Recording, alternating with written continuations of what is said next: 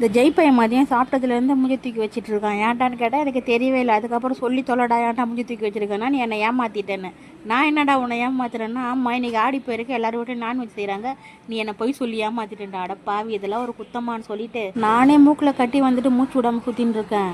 Sorry, மூச்சு விட முடியாமல் சுற்றின்னு இருக்கான். இந்த பையன் வேறு மூஞ்சி தூக்கி வச்சுட்டு இருக்கானா. அப்புறம் நம்மளுக்கு இது பண்ண முடியாது சொல்லிவிட்டு அன்றைக்கி செஞ்ச சாண்ட்விச்சில் மிச்சம் மீதிலாம் இருந்துச்சு, அதெல்லாம் போட்டு திரும்ப இன்னொரு பிளெயின் சாண்ட்விச் பண்ணிவிட்டு கூடவே கருப்பு காய் போட்டு கொடுத்தேன் பாருங்க. கொஞ்சம் அந்த பையன் ரிலாக்ஸ் ஆகிட்டான். குடிச்சு முடிச்சு சாப்பிட்டெல்லாம் முடிச்சுட்டு லாஸ்ட்டாக அந்த பையன் கேட்குது நைட்டு சிக்கன் செய்யலாமான்னு சொல்லிட்டு, உனக்கு இவ்வளோதான் முறையதை எழுந்து ஓடிட்டுன்னு சொல்லிட்டு அந்த பையனை திட்டி அனுப்பிச்சி அதுக்கப்புறம் ஒரு வழியாக நாங்கள் எல்லாம் உட்காந்து இந்த கருப்பு காப்பி அந்த ப்ரெட்டெல்லாம் சாப்பிடும்போது, பசியில் இதை சாப்பிடும்போது நம்மளுக்கு எல்லாமே ஒரு அமிர்தமாக இருக்குது. பசி இல்லாத போது தேவாமிர்தத்தையே கொடுத்தாலும் நம்மளுக்கு நல்லா இல்லாத மாதிரி தோணுது. இப்படி தான் எல்லாருக்கும் தோணுது போல். நானும் இதை கண்ட்ரோல் பண்ணணும்னு நினைக்கிறேன்.